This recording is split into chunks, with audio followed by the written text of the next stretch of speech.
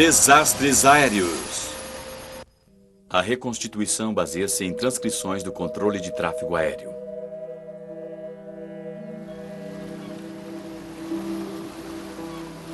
Em 1998, ao largo da costa leste do Canadá, um moderno jato de passageiros de uma das melhores empresas aéreas do mundo está em chamas a 33 mil pés.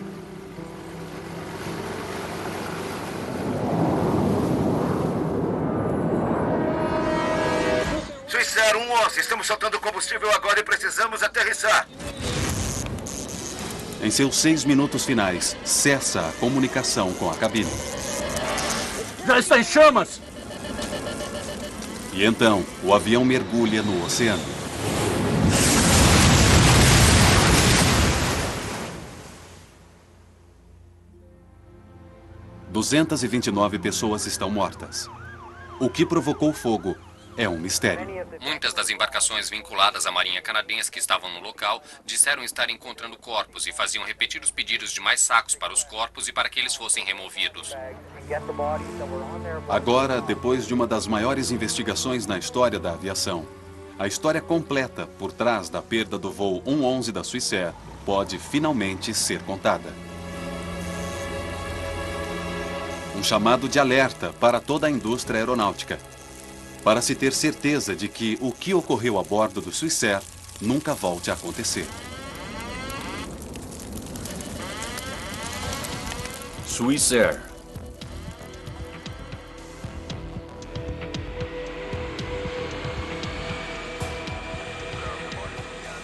Oito da manhã.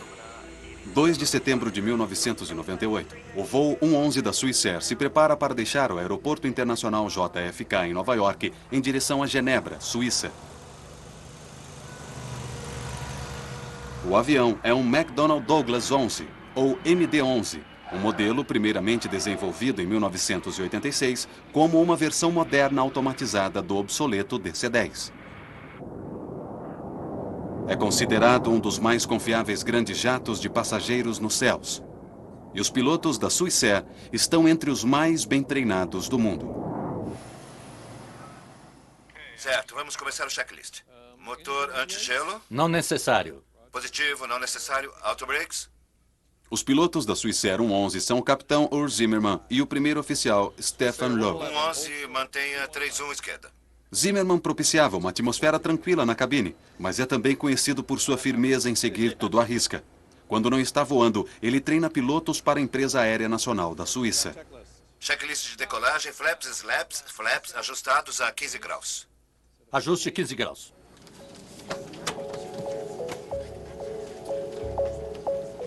A bordo estão 215 passageiros, 12 tripulantes e 2 pilotos. A maioria dos passageiros são franceses, americanos ou suíços. Entre eles está Stephanie Shaw, 23 anos, de volta à casa de seus pais em Genebra. Stephanie era afortunada de várias maneiras. Ela era fisicamente muito atraente. Era uma garota inteligente. O motivo de ter ido para Nova York foi o fato de ter sido convidada a se tornar membro do Fórum Econômico Mundial sediado em Genebra, e ela queria fazer essa viagem antes de assumir. Ela era um encanto, realmente um encanto. 8h18 da noite. Swissair 111, pronto para decolar. Pronto para decolagem? Positivo, Swissair 111. Por medida de segurança, os pilotos do Swissair empurram juntos os aceleradores para garantir que nenhum dos pilotos sozinho possa comprometer uma decolagem. V2. O voo 111 da Swissair deixa a pista, traçando seu rumo a nordeste, em direção ao vasto Atlântico. Nos primeiros 15 minutos após a decolagem, não há comunicação do Swissair 111. Um pequeno e incomum detalhe que mais tarde intrigaria os investigadores. 8h48 da noite, horário do Atlântico. O tráfego aéreo no Atlântico é orientado por uma estação remota em uma pequena cidade de Moncton, Nova Brunswick, Canadá. Quase meia hora depois da decolagem, o capitão Zimmerman comunica-se pela primeira vez com Moncton. Centro de Moncton, Swissair 111, boa noite, nivelando a 330. Swissair 111, centro de Moncton, boa noite. Relatórios de turbulência leve ocasional em todos os níveis. Moncton, Swissair. É um início perfeitamente normal para uma travessia transatlântica.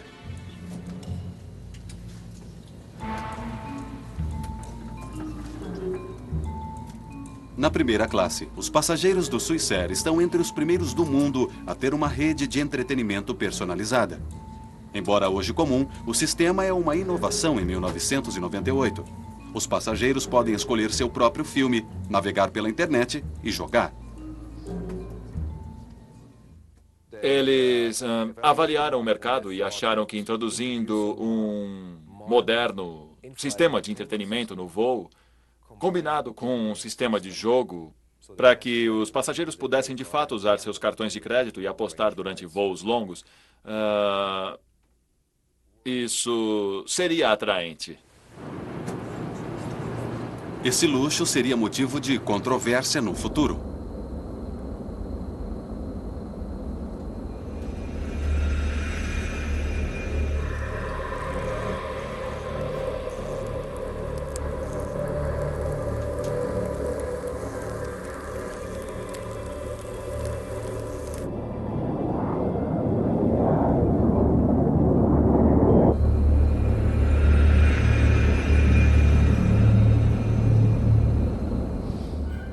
Está sentindo o cheiro? Sim, o que será? Vá ver, eu controlo. Positivo, controle é seu.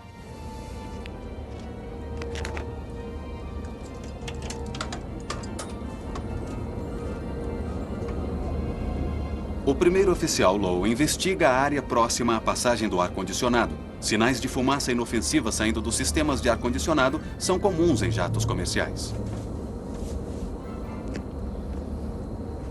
Não vejo nada, Earth. Não há nada ali.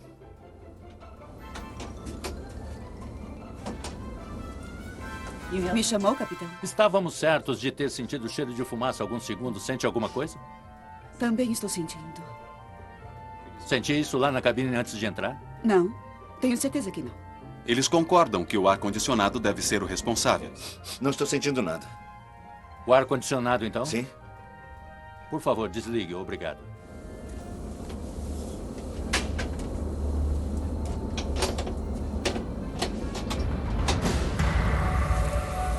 Por trás do painel lacrado, os pilotos não conseguem ver que o problema está se agravando. 10h13 da noite. Menos de 45 minutos depois da fumaça desaparecer na cabine do Swissair 111, ela está de volta.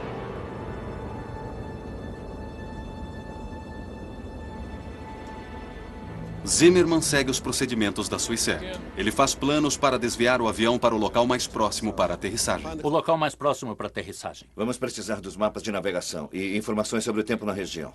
Boston está próximo.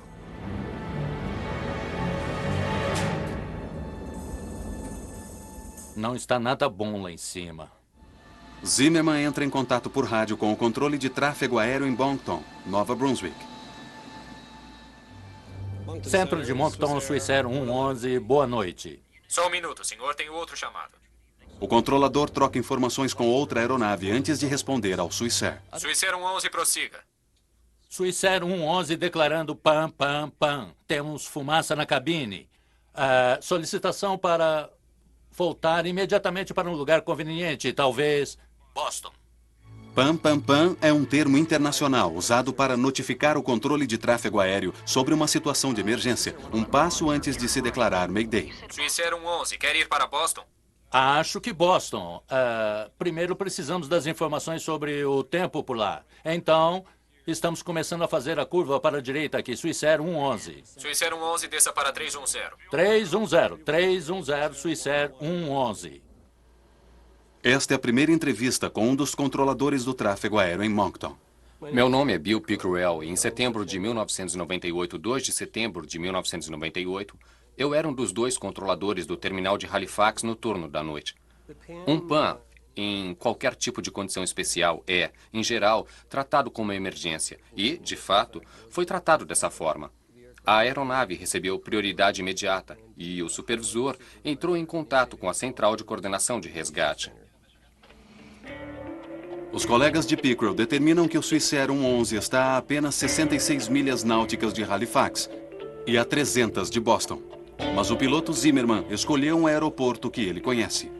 Inúmeras vezes, quando você está tendo um problema, você prefere resolver isso em um local com o qual está mais familiarizado com o aeroporto, porque isso alivia um pouco o estresse sobre você. Portanto, esse foi o problema inicial. Ele está ali olhando e está pensando, tenho fumaça aqui, qual o lugar mais próximo do qual posso conversar com um mecânico da Swissair? Boston.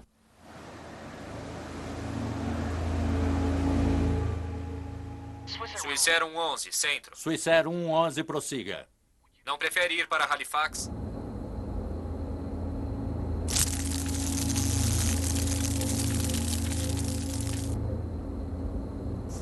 É melhor colocarmos as máscaras. Aguarde. 1 minuto depois do pam pam pam.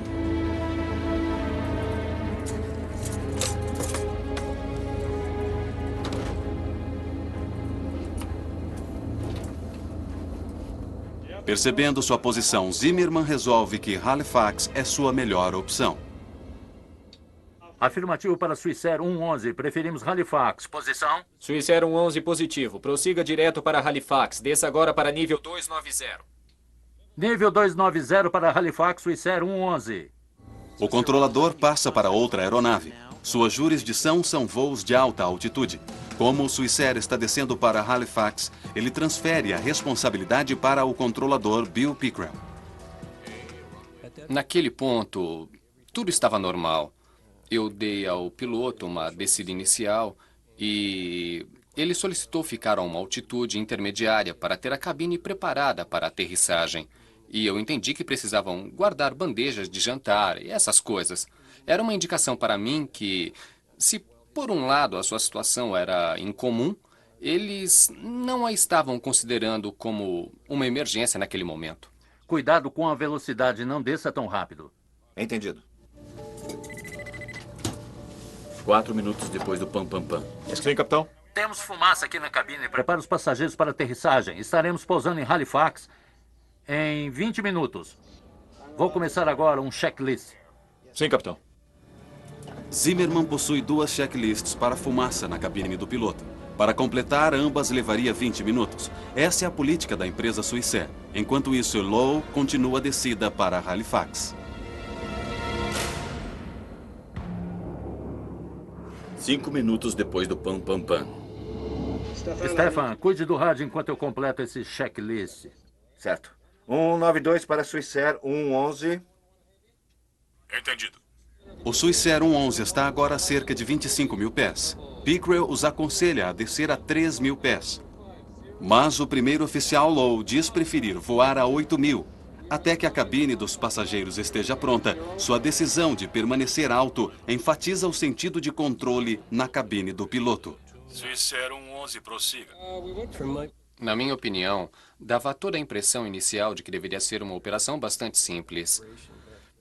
Presumindo-se que tudo acontecera normalmente, a aeronave exigiria um mínimo de controle até chegar a Halifax. Swissair 111, você pode descer para 3 ou estabilizar a uma altitude mais próxima. Nivelar para uma altitude imediata, se desejar. Mas Pickrell está preocupado com o fato da aeronave não estar descendo rápido o suficiente.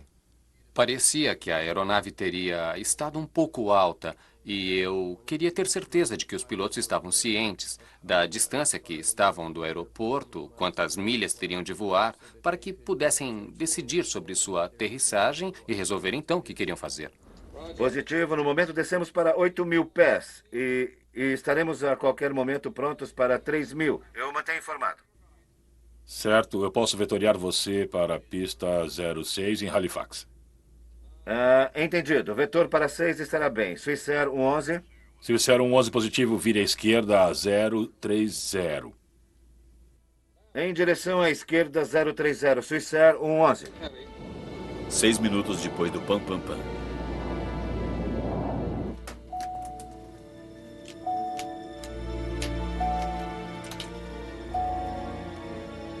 O capitão Zimmerman precisa de informações sobre a pista de pouso que não lhe é familiar, mas sua maleta está fora de alcance. Ele pede à comissária para ajudá-lo. Pois não, capitão? Só 2 minutos. Preciso da maleta com os mapas de aproximação para Halifax.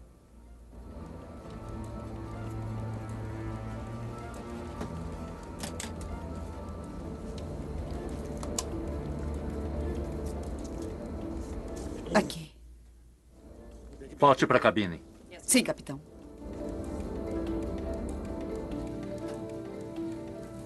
Aqui é seu comissário de bordo. O chefe dos comissários de bordo avisara aos passageiros que o voo estava sendo desviado. Não há pânico. O avião voava normalmente e não há sinal de fogo na cabine.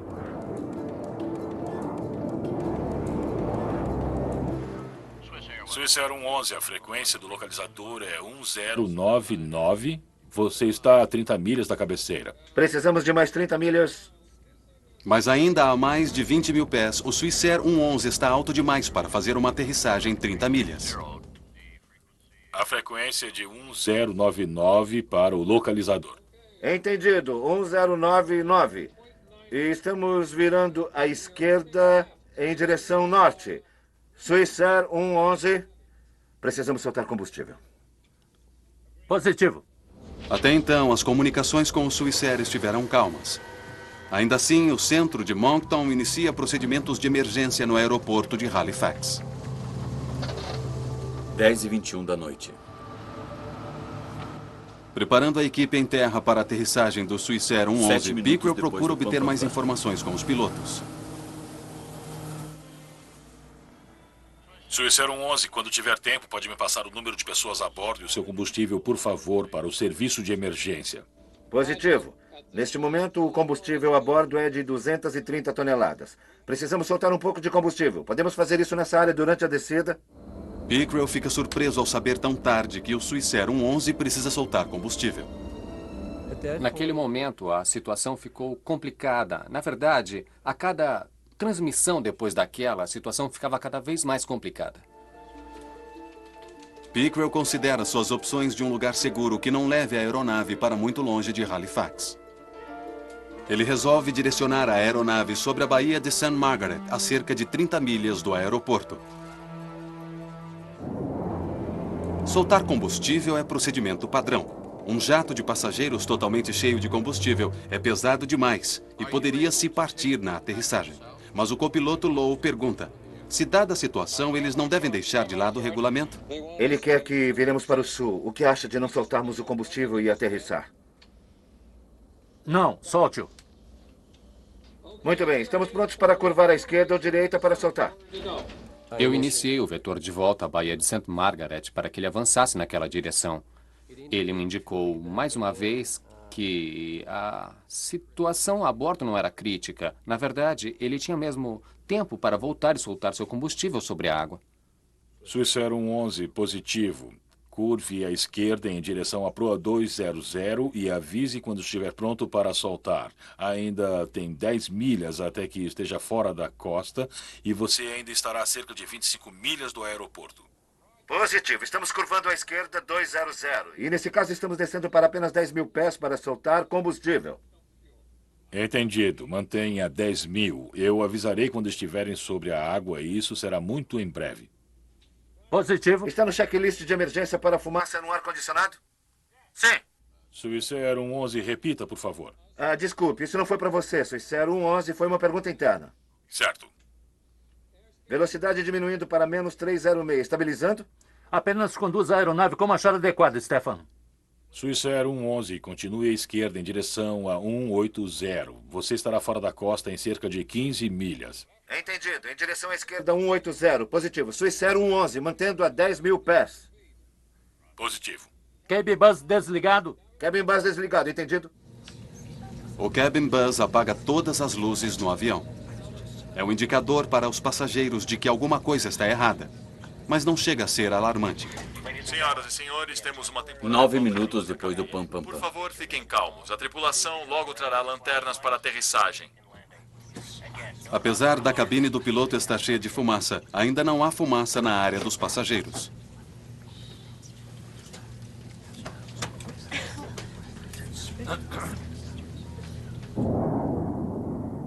estarão a cerca de 35, 40 milhas do aeroporto, se tiverem de chegar ao aeroporto rapidamente. Certo, então está bem para nós. Por favor, nos diga quando podemos soltar combustível. 10 minutos depois do pam-pam-pam. De repente, o MD-11 envia um aviso de que a fumaça é sinal de um problema mais sério. Piloto automático desconectado. Entendido. Piloto automático desconectado. Swissair 111. O fogo agora atingiu o piloto automático do avião. E isso é apenas o começo. 11.000 e 9.000 pés. Swissair 111, você pode permanecer entre 5.000 e 12.000 se desejar. Um por um, todos os sistemas da aeronave deixam de funcionar. Em pouco tempo, não há mais calma na cabine. Positivo, estamos entre 12 e 5.000 pés. Estamos declarando emergência agora. Swissair 111 às 0124. Os dois pilotos falam ao mesmo tempo. Com outras distrações na sala de controle, Pickrell é incapaz de ouvir uma transmissão crítica. A declaração de Lowe de que precisam aterrissar imediatamente. Estamos soltando combustível. Precisamos pousar imediatamente. Swissair 111 apenas mais algumas milhas e eu estarei com vocês. Positivo. Estamos declarando emergência. Swissair 111. Perder essa transmissão é um momento que Bill Pickrell revive hoje. Não creio que esse seja um sentimento que você possa descrever adequadamente. Eu me lembro de recordar os acontecimentos daquela noite milhares de vezes, para avaliar se havia mais alguma coisa que eu poderia ter feito, ou se teria havido algum erro que eu pudesse ter cometido, ou se eu teria de alguma forma contribuído para isso. E, finalmente, consegui chegar ao ponto de perceber que não havia nada que eu pudesse ter feito, que tudo que podia ser feito fora feito. Agora não há nada a fazer senão esperar.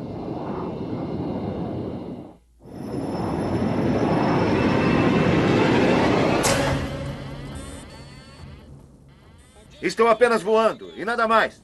30 segundos após declarar emergência, os pilotos do Swissair 111 enfrentam o inferno. Todas as minhas telas estão desligadas, voando com instrumentos de emergência, mantendo 300!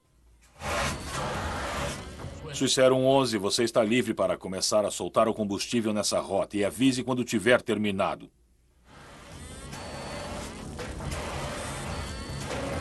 Swissair 111, você está livre para começar a soltar o combustível.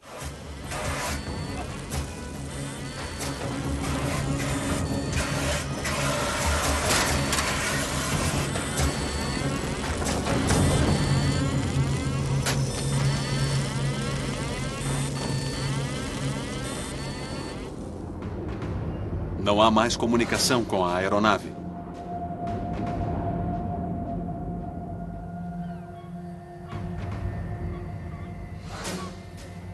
Seis minutos depois, os moradores de Peggs Cove ouvem uma explosão ensurdecedora.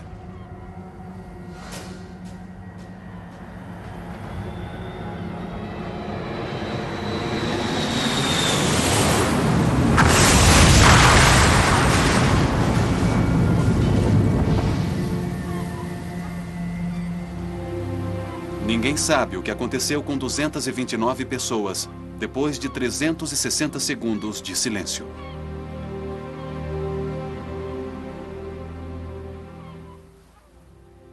Foi provavelmente a sensação de maior impotência que alguém pôde sentir. Não ser capaz de fazer nada e apenas ficar sentado observando aquele ponto e esperar que ele volte para o aeroporto. E, claro, ele não voltou. –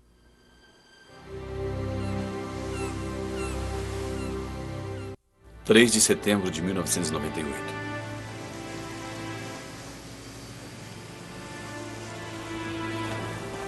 Na manhã seguinte, a equipe de resgate vislumbra os terríveis restos do Swissair 111. Apenas um corpo é encontrado intacto.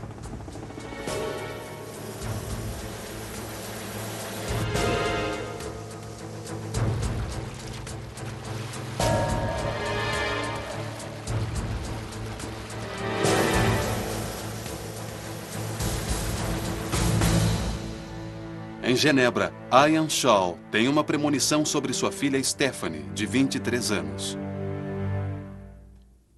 Naquela noite, na noite em que ela deveria voltar, por motivos que ainda hoje eu não consigo explicar, eu estava inquieto e perturbado e eu fui dormir cedo e me levantei enquanto minha esposa ainda estava acordada e perguntei se ela tinha notícias de Stephanie. Ela disse que não esperava receber notícias de Stephanie. Sabíamos que ela estava vindo naquele avião e ela esperava que eu a fosse buscar no aeroporto.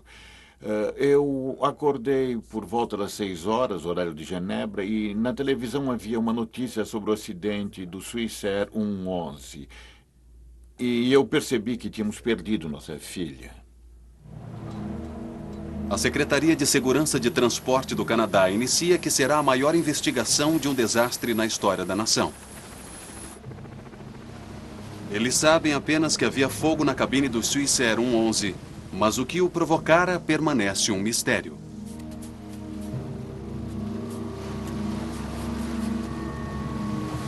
Bem, esse acidente foi um desafio a ser investigado e, inicialmente, tínhamos de recuperar a aeronave a cerca de 55 metros de profundidade e cerca de 185 pés de água. Claro que estava em muitos pedaços. Como se descobriu, eram alguns milhares de pedaços.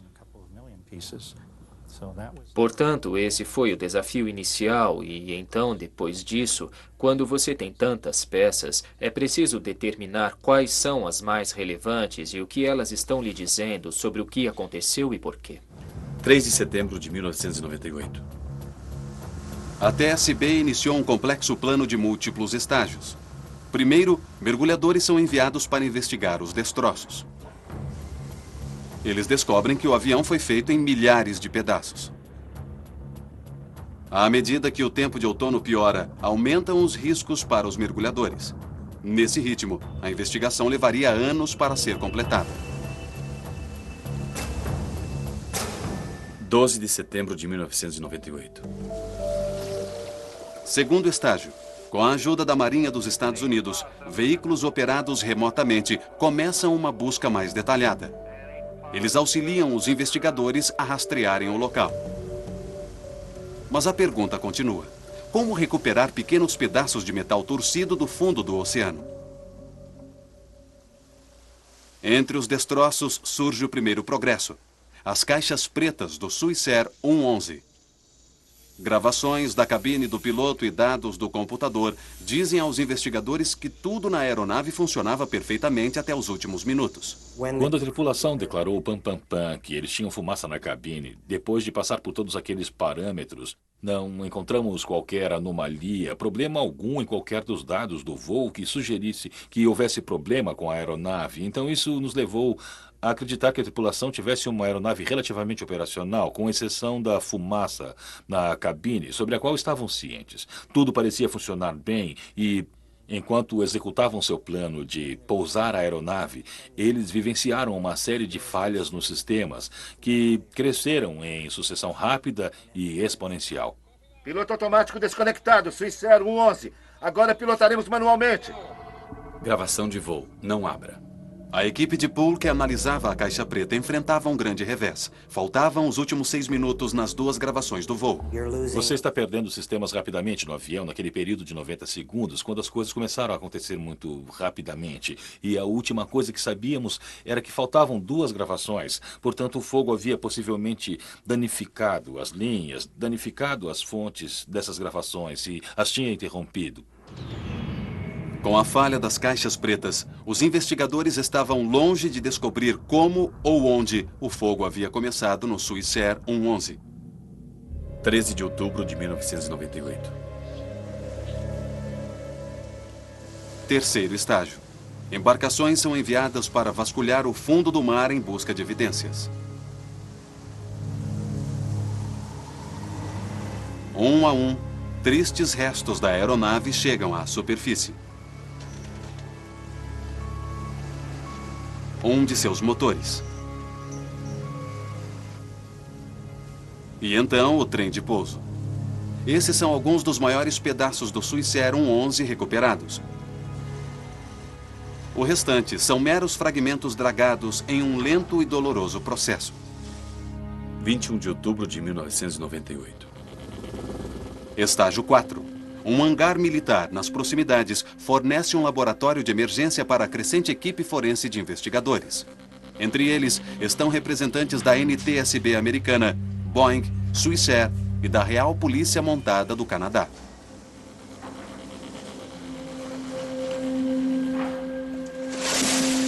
Pedaços do Swissair 111 chegam por caminhão e são selecionados em várias categorias para serem analisados. Logo, o hangar estava com sua capacidade máxima e com o maior quebra-cabeças na história da NTSB. Como um incêndio aparentemente pequeno na cabine do piloto, de repente se transformou em uma catástrofe.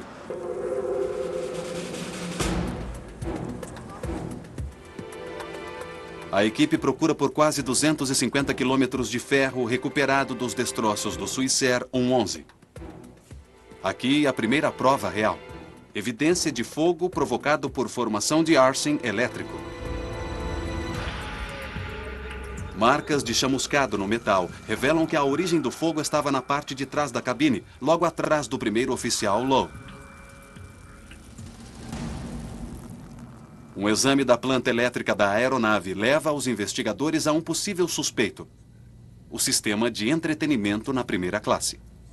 O sistema possuía algumas falhas graves, ficava muito quente, consumia muita força e, portanto, aumentava a temperatura na cabine, porque estava sempre funcionando. Não foi instalado um simples interruptor, nem mesmo um sistema de refrigeração adequado para assim resfriá-lo. Investigadores da NTSB pensam ter encontrado finalmente o que procuravam. Quando o capitão Zimmerman acionou o interruptor do cabin bus, toda a força da cabine deveria ter sido desligada, mas o sistema de entretenimento continuou ligado, superaquecendo. E se você perguntar à maioria dos pilotos, vai ouvir o seguinte: se eu empurrar o interruptor do cabin bus, isso desligará tudo atrás da cabine do piloto. Irá isolar aquilo eletricamente para que assim eu possa apenas me concentrar na minha pilotagem. Bom, o que acontece é que esse interruptor era, nesse caso, meio desviado por esse sistema de entretenimento. A Swissair desativa imediatamente os sistemas de entretenimento no restante de sua frota. Mas a NTSB conclui que o mistério não está solucionado. Quando aquele interruptor na cabine foi desligado, o fogo já estava se alastrando e, portanto, aquilo não teve qualquer significado concreto para o início e a propagação do fogo na aeronave. Investigadores determinam que o problema com o sistema de entretenimento por si só não levaria à queda do Swissair 111. A procura de respostas precisa continuar. 4 de novembro de 1998. Estágio 5. A NTSB resolve reconstruir o MD-11 a partir de seus destroços. Uma estrutura de arame, que eles chamam de The Jig, fornece o suporte para a colocação de minúsculos pedaços de volta aos lugares onde já haviam estado. A reconstrução revela que o fogo oculto se espalhara da cabine para a primeira classe. Algumas peças de metal mostravam danos por aquecimento por temperaturas de até 1.100 graus Fahrenheit. À medida que prossegue a investigação, alguns argumentam que as ações dos pilotos poderiam ter contribuído para o desastre. Alguns especialistas responsabilizavam a abordagem de Zimmerman e Lowe de que, seguindo à risca os regulamentos, poderiam ter lhes custado as vidas. Não foi para você. Swissair 111 foi uma pergunta interna. Alguns operadores enfatizam, logo nos primeiros estágios, aterrissar assim que possível e aí então, se der tempo, fazer o checklist. Outros dizem, use o checklist e se no final do checklist isso não ajudar, então aterrisse o mais rápido possível. Bastante contraditório em relação a instruções básicas de voo, quando aspirantes aprendem logo de início que sempre que houver fogo, você tem um incêndio, e incêndio significa aterrissagem rápida. Interruptor de luzes de emergência ligado? Interruptor de emergência ligado.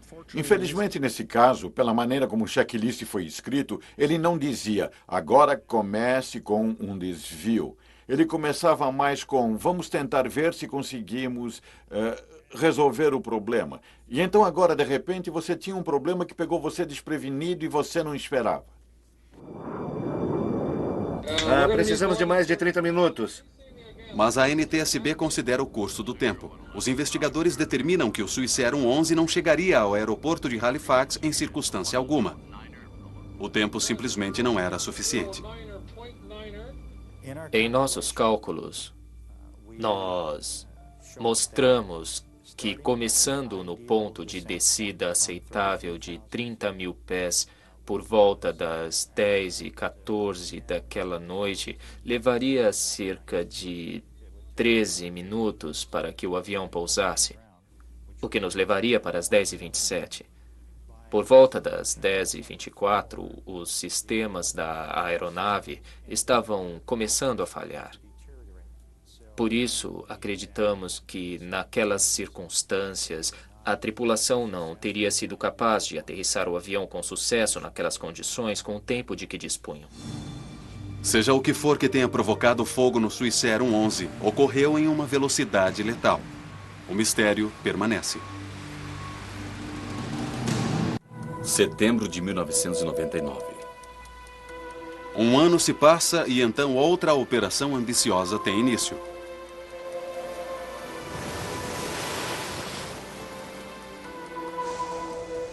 A NTSB contrata um sofisticado navio de salvamento holandês, Queen of the Netherlands.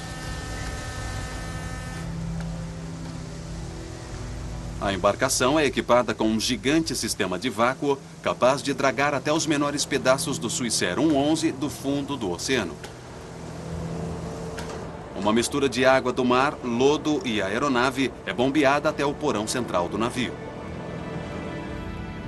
Essa carga é então bombeada para um reservatório especialmente construído no litoral próximo. Quando a água é drenada, os investigadores encontram outro 1 milhão de pedaços da aeronave. Qualquer um deles pode conter a pista sobre o que provocou um incêndio catastrófico. A tediosa classificação tem início mais uma vez e continua durante semanas.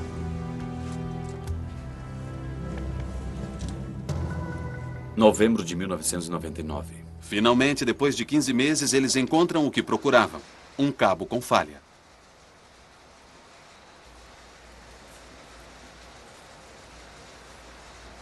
Procuramos por todo tipo de possíveis fontes de calor que pudessem iniciar um incêndio naquela área e, nesse momento, descobrimos uma fiação falha naquela direção e, bem próximo dela, havia um material bastante inflamável chamado tereftalato de polietileno metalizado, que é um material de cobertura que reveste as mantas de isolamento.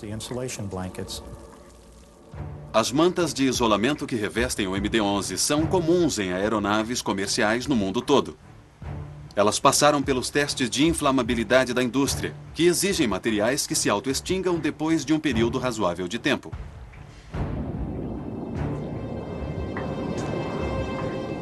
A investigação sofre uma abrupta mudança. Em vez de buscarem a causa do fogo, a NTSB agora enfoca os materiais inflamáveis que o alimentou. O material termoacústico que havia na aeronave era altamente inflamável. Mesmo tendo passado por um teste, ele sustenta e propaga o fogo. Assim, essa investigação de fato se concentrou na inflamabilidade de materiais e nas exigências para reavaliar os critérios usados na certificação dos materiais, não apenas a manta de isolamento dos materiais termoacústicos, mas também outros materiais usados em aeronaves, muitos deles em lugares ocultos. Agora eles tinham sua resposta: um cabo falho em um espaço fechado atrás da cabine. Ele acionou a insulação, que por sua vez incendiou outros materiais como espumas e plásticos. Os pilotos não conseguiram perceber a rapidez com que o fogo se intensificou. Entretanto, 14 minutos após declararem pam pam pam, o fogo inutilizou todos os equipamentos eletrônicos na cabine. As caixas pretas pararam. Uma verificação minuciosa também ajudou a esclarecer os desesperadores minutos finais na cabine. Lowe estava em sua poltrona. Capitão Zimmerman não.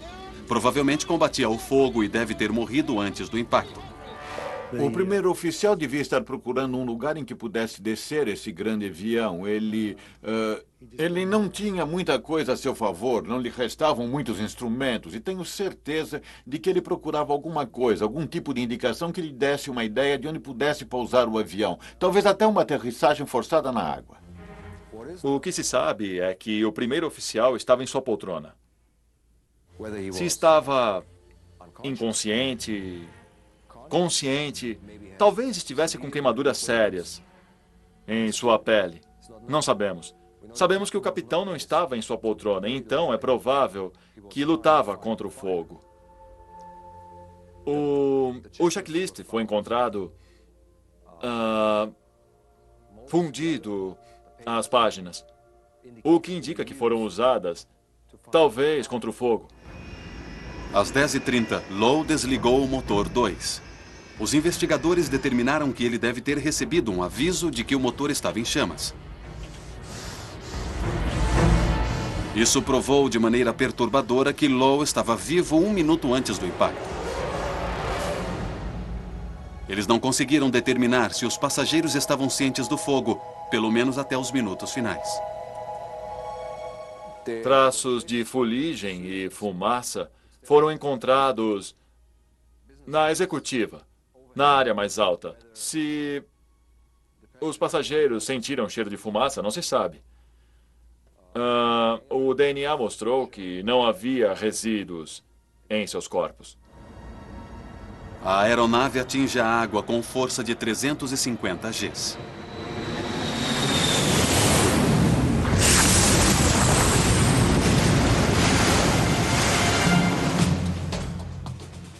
A NTSB leva 4 anos e meio e gasta 40 milhões de dólares americanos, a maior investigação de um desastre na história do Canadá.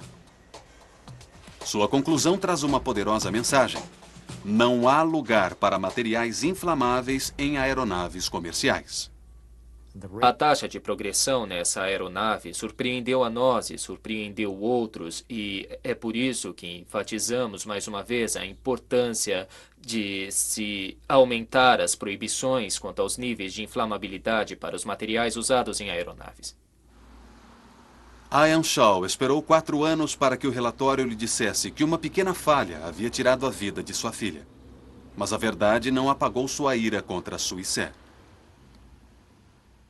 Deve haver responsabilidade.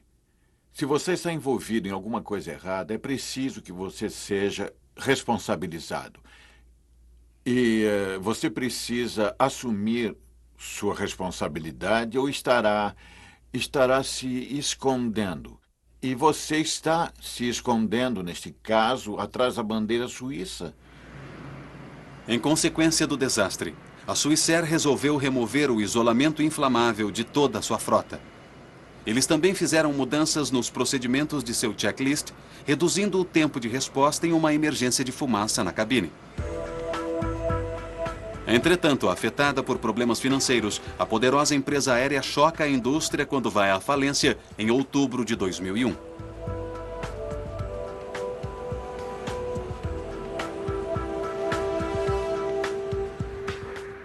O isolamento inflamável que colocou o Swissair em chamas permanece presente em 2/3 das aeronaves comerciais hoje, mas não por muito mais tempo.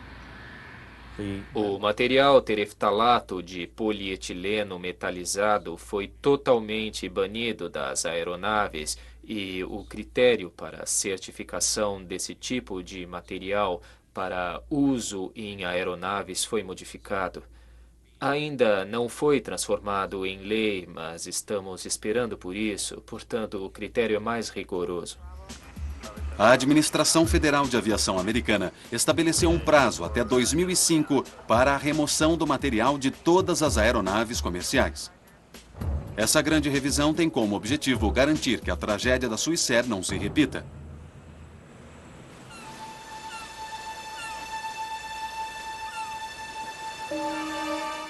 Para Ian Shaw, a perda de sua filha, súbita e violentamente, deixou uma cicatriz emocional permanente. Ele deixou sua mulher e seus bens em Genebra. E hoje cuida de um modesto restaurante em Nova Escócia, com vista para o mar, onde sua filha morreu. Por que eu viria para este lugar em especial, na Nova Escócia? Muitas pessoas disseram, sim, nós entendemos perfeitamente, você quer ficar perto da sua filha, do local do acidente, mas não é por isso que eu estou aqui. A Swissair tirou de mim qualquer possibilidade de proximidade com minha filha. E eu encontrei conforto na presença do eterno oceano. O oceano que vem e vai por muitos, muitos, muitos milhares e milhões de anos. Eu vim para cá porque eu tive que vir. Eu não posso lhe dar uma explicação totalmente racional do porquê eu vim para cá. Só posso lhe dizer que estou no lugar certo por motivos errados. Em memória de 229 homens, mulheres e crianças a bordo do voo 111 da Swissair que pereceram ao largo desta praia, 2 de setembro de 1998. Eles se uniram ao mar e ao céu. Que descansem em paz.